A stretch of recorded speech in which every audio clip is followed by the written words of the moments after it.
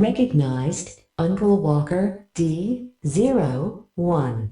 Recognized Emily of Arden D12. Hello, team. Thanks for joining us for episode 7 of Whelmed, the Young Justice Files Season 2. Welcome to the cave. My name is Rich, and I am here with my, not a sidekick, Emily. Hey, everybody. As many of you know, Caleb is now a member of the Justice League proper. What could go wrong? Don't say that. Everything could go wrong, Rich. Everything. Sure, it'll be fine. If you would like to get in touch with us, you can find us on Twitter at the YJ Files, on Facebook at Crashing the Mode, on our website, crashingthemode.com, on theyjfiles.tumblr.com, and at our email address, whelmedpodcast@gmail.com. I take it our ruse was successful. Almost too successful. The team and the league are in mourning. They may never forgive us. And still, only we four know the secret? This secret and the other. That you've been under deep cover within Black Manta's organization since leaving the team. How'd it go on that end? Successful as well. I've proven my loyalty to my biological father. He is moving me up the ladder, bringing me closer to the light, and their unknown partner. Not without cost, Calder. And with that housekeeping out of the way, let's dive in. To Hello, Megan. Hello, Megan. This week's episode is entitled Depths. The release date was June 9th, 2012, just 1 week after June 2nd, 2012 for the previous episode. But don't worry, a hiatus is coming. We've been going along I was worried. for a real long time. I've been missing what would the Young hiatuses. Justice fandom be without our hiatuses? So don't worry, it's just around the corner. In episode, our dates are March 19th and 20th, and our director is Tim DeVar, and we have 2 writers for this episode, Kevin Hops and Paul Giacopo. That's how I'm going to say it. Ooh, that was good. That seemed like it was a good one. Special guest voices on this episode, Tim Curry, of course, the amazing Tim Curry as G. Gordon Godfrey. We have Kevin Michael Richardson, doing most of the roles that he normally does, but he also does Thomas Kalmaku, who I will talk about a little bit later. And then we also have Kari, Kari Walgren, as Carol Ferris as well. That name sounds familiar. Maybe I'm just crazy. She did some other voice work too on Wolf's Rain, actually, which is a great anime. Oh my God, is she that in? Yep, that's how I know her. She played Charmcaster in Ben 10, and as we know, I had a Ben 10 phase. Oh, you know what? She was also... So I've told you about the Legion of Superheroes animated series that I was watching, and of course I'm a big Legion fan. There's 2 seasons of that, but I was actually talking to Brandon Vietti, who directed some of the episodes, and he said that second season got really tight on funding, and so he was like directing 2 episodes at a time, and they were writing like 2 episodes at a time. Like they were doing everything in doubles. The producer was producing 2 episodes like literally right on top of each other. Well, it turns out she did 3 of the voices of main characters in that show. Like Saturn Girl and Triplicate Girl were both in almost every episode, and she was doing both those voices, and she did Shrinking Violet, who showed up in probably 5 or 6 of them as well. So she was in Kim Possible. Who was she in Kim Possible? In Kim Possible, she was Electronique. Okay. One of the bad guys, I'm assuming. Yeah, she's in a ton of stuff. Oh, she also did the voice of Black Canary and Elastigirl in the DC Nation shorts and stuff. So, all right. That was a really long voice acting segment. Now that I'm thinking more about it, I'm like, her Carol Ferris voice sounds a lot like her Charmcaster voice, and I can't believe I didn't pick up on it earlier. It's because Carol Ferris doesn't yell as much. Oh, nice. She looks familiar, too. Like, she's definitely been in some live-action work as well. Anyway, enough of that. Let's get on to this mission briefing. Just in time for your next mission. In our pre-credit scene, we are back at Wally and Artemis's little apartment, where Artemis is packed and ready to head out on a mission. Wally is not happy about this situation since he and Artemis are trying to retire, but Artemis insists that right now she's needed. They share a kiss, and Artemis asks the one question that never ends well: what could go wrong? We then have a hard cut to Nightwing giving Artemis CPR on a beach later that night before announcing that she's dead. That's not stressful at all. That's not okay. We go back in time a bit to the afternoon before the shocking reveal of death and carnage. At Mount Justice, Nightwing reveals that there's been no progress on identifying the Light's partner. McGann and Lagan enter the scene, but Lagoon Boy's immaturity is cut short by the arrival of Artemis. We have a bit of an original team reunion before Nightwing briefs everyone on the upcoming mission, which is protecting a satellite being launched from anyone who might try to sabotage the launch. Later at Cape Canaveral, Miss Martian takes part in a press conference disguised as Martian Manhunter. After answering a question from G. Gordon Godfrey, she flies off, shifts back into her normal form, and levitates Connor, who is currently dressed as Superman, back to the bioship. Whole complicated thing there. Yeah. While Lagan misses it, we see that underwater, a manta sub deposits several troopers and an underwater base equipped with missile launchers on the ocean floor. Missiles pointed directly at the satellite. With less than an hour left before the satellite is set to launch, Nightwing admits that he's missed having Artemis on the team. Of course, Nightwing has gone into the field for this one. While Artemis and Wally have been happy in retirement, she admits that she's missed the rush of the heroics and knows that's why Wally's probably a little bit worried about her getting out in the field, even though he just got in costume the week before. Nightwing even admits that, yeah, he's pretty familiar with the rush of being in the mask. Then, over in the most awkward bioship ride ever, McGann calls Connor out on the silent treatment that's been going on between them lately, leading to a discussion of their breakup, the details of which have been pretty vague up until now. We learn that Connor apparently disapproves of how McGann's been, ripping information from the minds of their enemies and leaving them basically brain dead. He's kind of not okay with that. Yeah. Odd. Just maybe a little. He hasn't told Nightwing or the League yet, though, because he thought that he could convince her to stop. But the breaking point in their relationship came when McGann attempted to make Connor forget that he was mad at her. He couldn't let that stand, and thus broke off their relationship. And thus I cry. Yeah, it's rough. I feel bad for Superboy. Meanwhile, Lagan disobeys orders by attacking that missile platform without waiting for backup. Artemis and Nightwing take on the Manta Troopers that are beginning to swarm the beaches, and Calder gives the Manta Troopers orders to fire on the rocket holding the satellite. Lagan is then captured and taken as a potential specimen for experiment for the Light's partner. Calder orders the troops to fire the rest of the missiles at the rocket while he takes the lead on the ground assault. The fighting continues on all fronts, with Artemis almost being killed at least once before Calder steps foot onto the beach, which is a stressful scene. So brutal, yeah. Underwater, Miss Martian is ordered not to try and rescue Lagoon Boy, as stopping the missiles is the priority on this mission. She successfully destroys the missile platform, but the troopers escape with Lagan. Back on land, Nightwing and Artemis face off against Calder. The satellite launches, and while Calder tries one last attempt to finish his mission by launching his shoulder rocket that he just has, and it's cool, Artemis shoots it out of the sky. So that provokes Calder to attack directly, knocking Nightwing aside and going after Artemis. After a brief confrontation, he stabs her through the chest, leaving her for dead. Amidst all the chaos, the satellite also, even though it's launched successfully, spontaneously combusts. Calder returns into the ocean with his Manta Troopers while we catch up with the pre-credit scene of Nightwing attempting to resuscitate her. McGann and Connor arrive on the scene, and despite Nightwing's best efforts, Artemis is pronounced dead.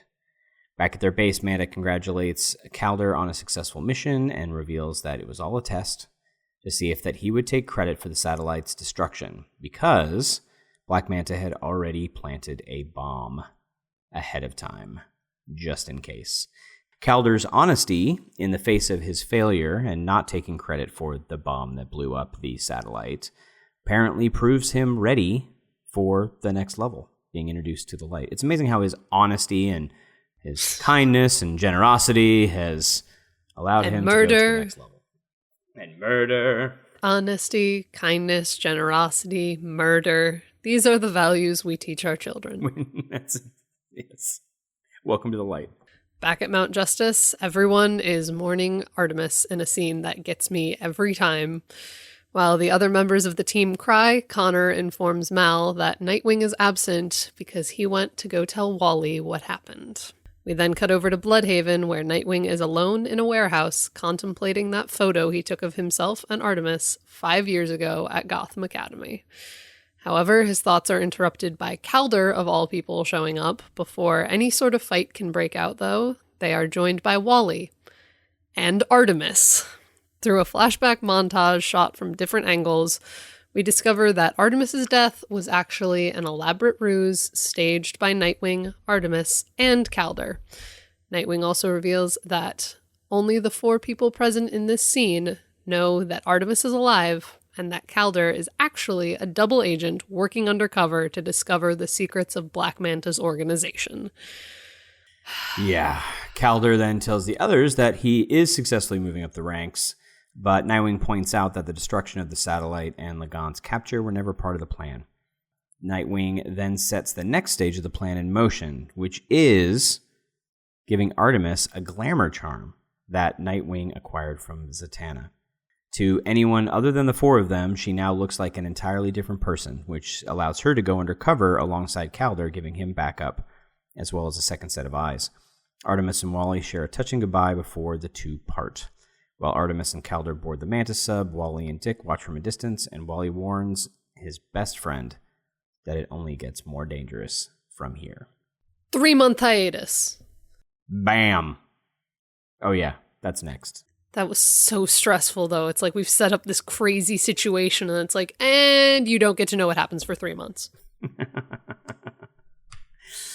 All right, Aster. Save it for the Aster. Superboy, are you alright? I'm fine. Feeling the Aster. So there's some really cool small little background stuff. Aside from like how big this reveal is, they still take the time to put a bunch of stuff in the background. Of course, Ferris Air is who's responsible for launching this satellite, which is going to be a communication satellite between Mars and Earth, which is interesting to me because they keep reiterating the fact that the Martians are still alive. And in the comics, Martian Manhunter is typically one of the last ones alive of his people. So I'm wondering if they're going to keep going with this, particularly with all of this space invasion stuff. But we get to see Carol Ferris, who is the Hal Jordan Green Lantern's girlfriend. But while I was doing research on who the voice actors were for this episode, I also realized that they put in Thomas Komaku. And Thomas Komaku was a character introduced in the Green Lantern comics back in the 60s. Here he's an engineer, and back then he was also like a mechanic engineer that used to work on Hal's test planes. Like he was a test flight pilot back in the day. He's an Inuit Eskimo who used to go by the unfortunate name of Pieface, which was really weird and strangely unnecessary, I think. But he was actually a pretty cool character and a pretty competent sidekick as opposed to some other sidekicks like, say, Jimmy Olsen and whatnot, who were always getting kidnapped or captured or mutated or whatever. At least that's how I remember him. So, and if you were watching Green Lantern, the animated series, which was going on at the same time as Young Justice, you already knew who Carol Ferris was because she plays a decent supporting role in that show, despite most of it being set in space. She shows up every now and then, which is really cool. Yeah, sometimes she becomes a villain in Hal Jordan's life. I don't remember seeing Thomas in that series. I have to go rewatch it. It's been a while, but I don't think he's in that one. So. But I like the other little things too, like the Merfolk McGann. I love that. I always love that. I love how she adapts to the aquatic environments, and we get to see her later on where they're pretty deep underwater, and her whole body compresses because of the pressure. And I just, being an aquatic gaming fan, like I like how they take some of these things into account. So it's really cool. It starts in the comics too, is I think the first time that she does it, where her and Connor visit Atlantis, and she meets. Oh yeah, I'm forgetting what her name is, but it's the mermaid girl whose name is 2 L's, and I'm blanking on her name. Lori Lemurus. Yes, that one. She meets her and is just like, that looks cool. I can do that. And then she's just like, when I'm underwater, I'm going to be a mermaid from now on because nothing is stopping me. Because why not? So that's always really fun. Yeah, everything else in this episode, though, is pretty heavy. You have some notes on Lagan. Don't I always have a few notes on Lagan? Because As we all know, I am not a big Lagan fan, and anyone who is, I'm glad you can like him. I can't. And so I just have a little thing about how he is so immature in this episode on so many levels, from like that opening scene of him just being like, if this isn't true love, I don't know what is, because he's just trying to make everybody around him annoyed. There's no reason for him to say that. And he looks, doesn't he like turn and look at Connor directly when he says does. that too? That It's actually, that's the part that just- makes it kind of extra jerky on that one, actually. That was unnecessary. Though I do appreciate that when McGann just offhandedly is like, you need to slow down, you're going to choke, Superboy says, if only, and Nightwing smiles in the background because everybody's sick and tired of Lagan. It's just like, ugh. I don't remember that. I have to look at it. It's so much fun. With that scene and stuff, I feel like you can try to make some comparison to how there is a scene in which McGann feeds Connor cake in an early season 1 episode in Cold Hearted. Be like, well, they did that then, so it's fine. And I'm like, yeah, but that's just them being cute and not deliberately trying to upset anyone. Connor isn't like looking directly at Wally being like, look at how she's not your girlfriend. Right. So it just exactly. annoys me. Lagan doing that annoys me. And he is so jealous in this episode too, that I don't like it. It's just, he's so toxic. Whereas like, if you compare how Connor interacts with Lagan and how Lagan interacts with Connor in this episode and in every episode, it's that Connor doesn't like Lagan. Connor doesn't like that McGann is dating Lagan, but he doesn't interfere and he doesn't like get overtly mad about it or like anything like that. Whereas Lagan doesn't even seem to trust McGann to be alone with Connor for 5 minutes during a mission.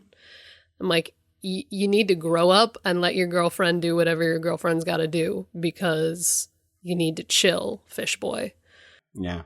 The only time he gets even a little bit like directly insulting to Lagan is when he calls him the newbie? The newbie calls forgot him a to rookie. restock or whatever. The rookie Yeah. forgot to restock the rebreathers. Yeah. And that sends Lagan into making bad choices and getting captured. There are consequences for being a jerk. Yeah. I guess we do have another kind of relatively uplifting thing, I guess, which is just the fact that we get to see Artemis back with the team in costume and having everybody really excited to see her. Like it's such a big jump from the first season where she's purposefully trying to keep everybody at arm's length for a long time and then kind of wondering if she's part of a team and now she's not just a part of the team. She's actually a legend, a founding team member, and people look up to her, I love that. I love getting to see that. I love getting to see Artemis and McGann being friends because they just get to hug and be happy that they're getting to hang out again. And everybody's so happy to see her. It's such a great little moment because half of this season was being like, where is everybody we loved? And then this episode is like, she is right here. She is fighting crime again. Please calm down. Yeah. And I love that.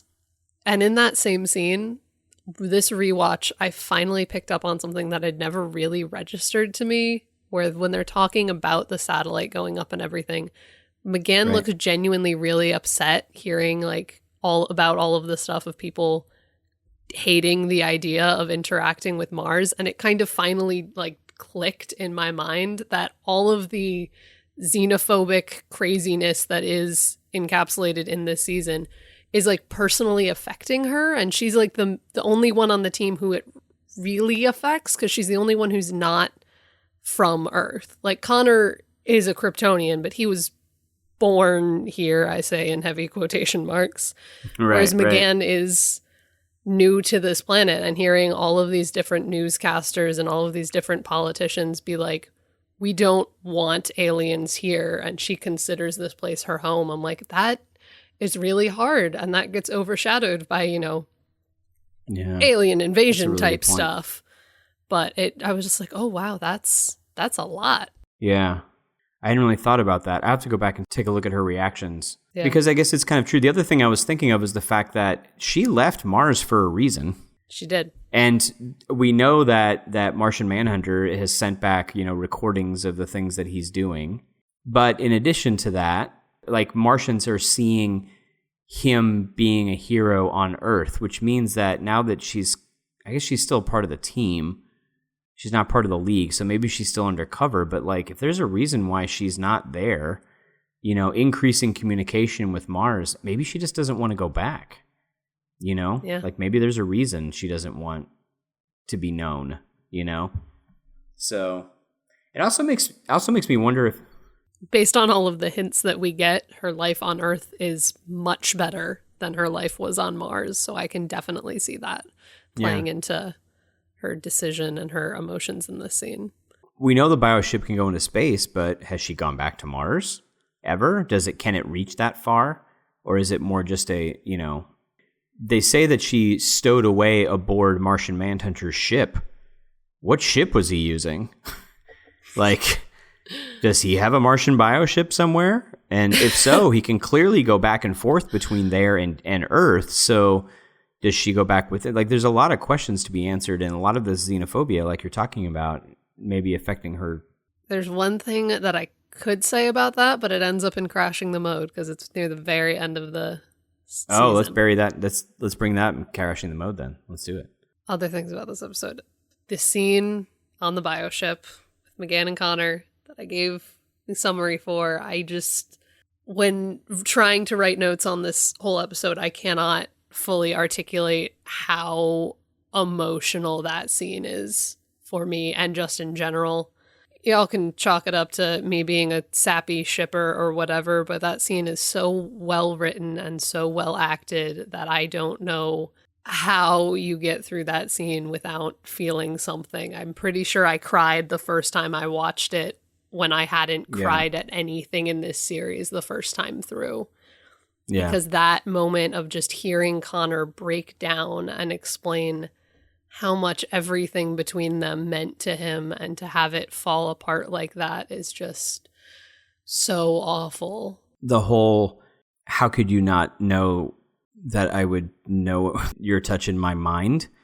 Like, that's happened basically his entire life, and then knowing what that meant to him, and then have it perverted in that way. And like, it's just so brutal. And this is where we've talked about in Crashing the Mode before, like, even if their friendship becomes repaired, I don't know if I want them to be back together. What she did was not okay. Like, how do you build trust back up with someone like that? I don't know. And all of that, even her, just the voice act, just Nolan North and Danica McKellar are phenomenal in this scene because so much of Superboy is being angry or being tough or being just sarcastic a lot in this season because he's so sick and tired of other people making bad choices. That in this scene, when you hear him so softly and so quietly be like, how could you not know I would recognize that? How could you not even think that? And her just being like, I'm sorry. I've told you I was sorry is just, it hurts my soul. And it also is a great scene of hearing both of their perspectives on what she's doing. Mm-hmm. Because we have heard a little bit from Connor about, he's like, you shouldn't be doing this. You shouldn't be doing this. But hearing her explanation as to why, I think, is also kind of important. Just hearing both sides of that argument, because she makes a point that what she's doing is helping a lot of people. Yeah. May not be right, causing a lot of harm too, but at the same time, she is helping the entire world not get killed by aliens. Yeah. Because this show brings up those difficult questions and both of them have a point in this scene. When talking about that, I feel like there is no right and wrong in that exactly. Both sides are so gray for that part of the conversation. When it gets into what she did with Connor's mind, that's a different directly story, that's where it crossed the line. Yeah, there's so many, like, and of course, like, Connor and McGann's dynamic is pretty brutal, but they're not the only ones, right? That, I mean, this whole thing with Artemis, quote unquote dying, and like, we know that was faked now, but it's still harsh. But then on top of that, even little stuff like Dick acknowledging to Calder about, look, there's been costs, right, to doing what we're doing, including the fact that Calder has to walk around the rest of his life knowing that an island full of living sentient creatures died because of the actions he took or didn't take, as in not telling the Krolataeans that there was a bomb, or whatever it happened to be. And he's going to have to make decisions here in the not too far future here that are going to be things he's going to have to live with, Yeah, it's intense, and there are always consequences. There are consequences. The show never shied away from there are always consequences. Yeah. And speaking of consequences, the scene after Artemis's death, faked death, in which they show everybody in the cave mourning, hits me so hard every time I watch it. It hits me harder than Artemis dying, because Artemis dying is so sudden. And even the first time through, I was like, this has to be fake. Maybe it's not fake. I don't even know. And I just couldn't even process that. Yeah. But the scene of everyone in the cave in different groups and in different places in that just crying because they have lost one of their best friends is just, I need to not cry while we record, is just so awful. And let's dive into that a little bit. I'm just saying, actually that transitions pretty well into our Canary Debrief. So let's talk about that a little bit. Actually, wait, before we go into the Canary Debrief, I do want to point out, because I'm going to forget it and it doesn't fit anywhere else. I love Dick Grayson's line of "we have a history." I love it. It amuses me way too much. I love it. Because we barely get to see them interact this season. I like that. I don't particularly care for Wally's "you're a dog," dog comment. But other than that, Dick was appropriate. No kissing and telling and doing what he's supposed to do. Yeah. That's all he needs to say. Y'all don't need to know. And Greg Wiseman's addition of "she trusts him." Yeah, right. I have questions. What is their current relationship status? Please inform me. You've got nothing. I need answers. All right. Canary Debrief. Stick around. Class is in session. So for the Canary Debrief today, we are talking a bit about Artemis's death fake out and how they accomplish that in this narrative. Because if you're going to have something happen and then reveal to your audience that it was all a ruse, it was all fake, it was all whatever it was, if it didn't happen the way the reader or viewer thought it did, you need to lay the groundwork for that. Nightwing doesn't just go, "Artemis is alive, we faked the whole thing." Because then that leaves the entire audience going, wait, what, how, what? Instead, we're shown exactly how it went down, and it's the exact same scene we saw earlier, but from a different perspective. It's the same shot of Calder stabbing Artemis through the chest, but from the other side, so we can see how that works. It's the same shot of Nightwing catching her and holding her, but this time we can see that he crushes a blood pack on her chest. It's the exact same scene with certain things heightened and certain things shot from different angles so that we see that they didn't add anything retroactively. They just laid the groundwork beforehand and then told us afterwards. Yeah. And we're lucky that we got that in the same episode. But especially if you're going to do something that's down the line, in episode 3 or 4 of 20-something episodes in a season, we're going to lay something. And then we're going to tell you later on how that wasn't what you thought it was. You need to do it right. Don't make it feel like a retcon. Know what you're doing ahead of time. Crispin had said, be a conscious creator. Set things up and knock them down, right? They set it up and they knocked it down. It was still emotional, but not because, we got tricked because Artemis is really alive, kind of a thing. But it's emotional because you see the consequences for everyone else on the team, right? Yes. And normally I'd have an issue with the not telling people thing, but the team is huge now. There's a lot of people. It's not like there's just a couple of people, right? And even when there was a couple of people, like when Calder didn't tell them about the mole, there was still good reasons for doing that, right? In this one, I guess he could have told McGann. They could have told some other people, but I can understand keeping it close to the chest. And it's kind of like you're damned if you do and you're damned if you don't, right? Absolutely. Though I personally feel like you should have let the original members of the team in on it, but that's just me, because we see how that goes down later with things with that. But Superboy, McGann, senior members of the team that should maybe have access to this kind of information just to be safe, you know. So here's the thing. Who didn't know? Only McGann, right? From the original team? And Superboy. Connor doesn't know. Connor and McGann, you're right. They purposefully trick Connor because they have Artemis take something that'll slow her heartbeat so that Connor can't hear it. Yeah. And that's interesting to me because they could have let them in. I mean, it certainly sets up the Miss Martian thing that we won't talk about. That happens later. But is there a good reason for them not to tell at least Superboy and McGann? That's definitely a conversation to be had, I think. But I think you make some great points. Again, focusing back on the actual fake out itself, everything was thought of. If there was a reason specifically why they didn't think Superboy should know, they cover those bases. Superboy can hear her heartbeat, so she takes something to slow her heartbeat down. Like, they address all of those things, right? And even that shot of her biting down on whatever it is, because they don't feel the need to tell us exactly how she does this. We just need to know that she does. Yes. That shot is even in the first scene, that exact same shot. Right. It's just that you think it's her gasping and then closing her mouth, when in reality it's her biting down on a pill to slow her heartbeat.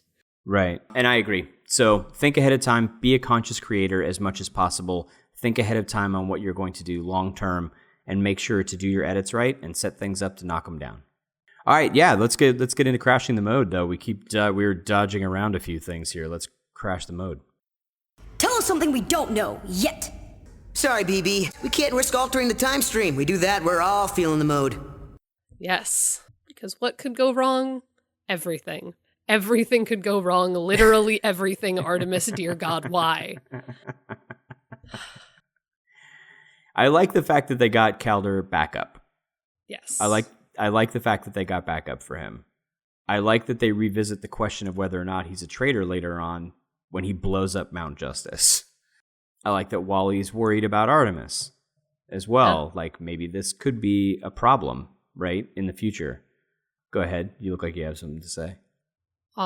Just all of that. Everything that they could possibly set up for in this episode, they deliver on later, and it is intense.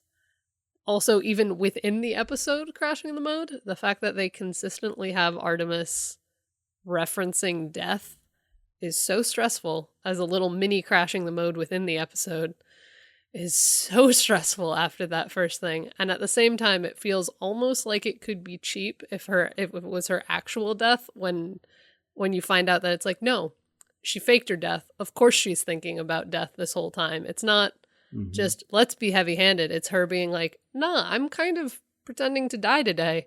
That's on my mind a little bit.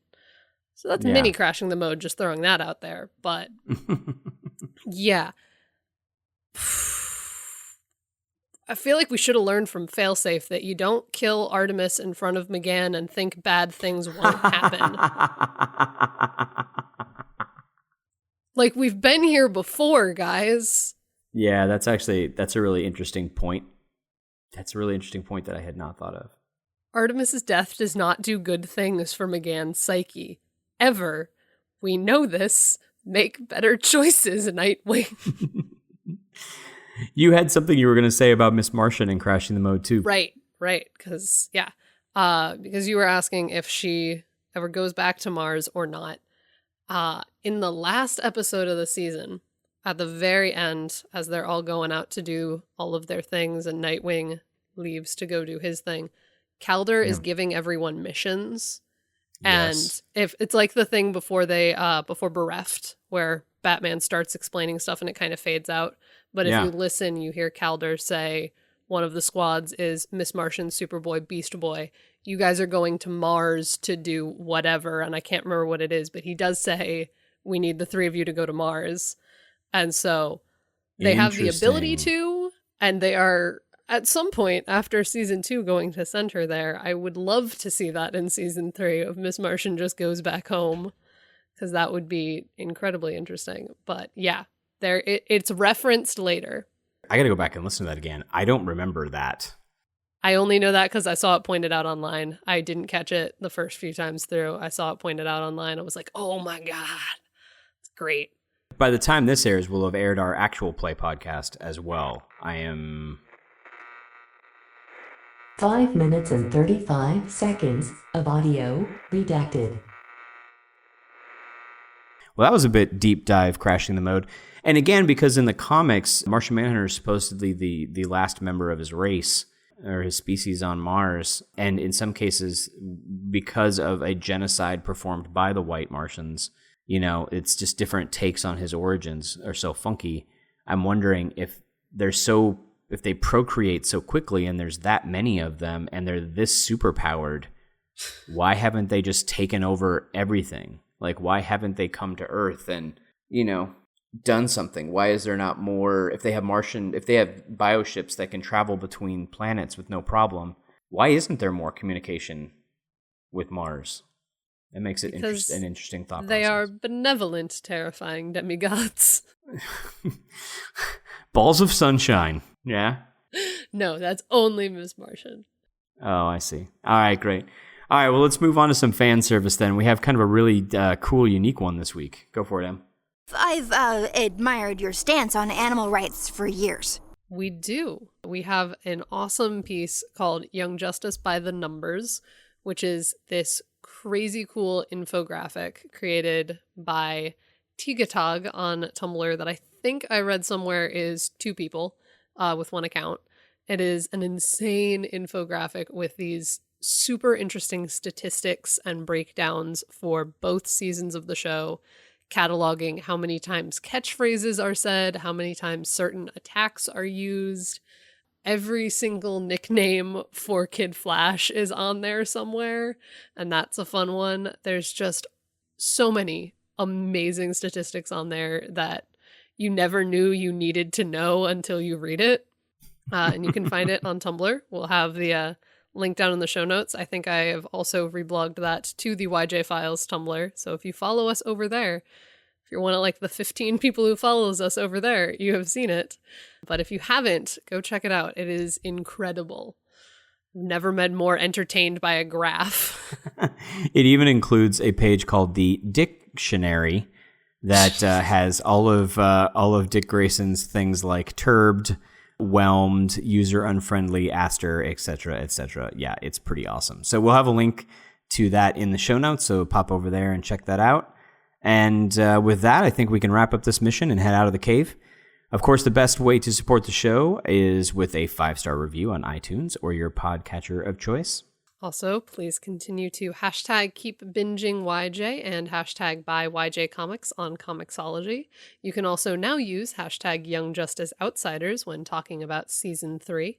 And if you want to help us get more episodes, more Secret Origins, actual play podcasts, and way more than all of that, please consider supporting us through Patreon. For just a few dollars a month, you can help us do even more with the show while getting some great rewards for yourself. And remember, stay whelmed, everyone. You've been listening to Whelmed, the Young Justice Files podcast. Our hosts are Rich Howard and Emily Booza. Our editor and producer is Neil Powell. Our theme was composed by Emily Mio. Our logo was created by Kevin Bates. Whelmed is a fan-made podcast and is not officially affiliated with DC Comics, DC Entertainment, Warner Brothers Animation, and any other owners of Young Justice or its related source material. As such, these companies have sole ownership of all symbols, images, names, logos, and proprietary material related to Young Justice. Original content of this podcast is ours under Creative Commons. Thanks for listening, and stay whelmed.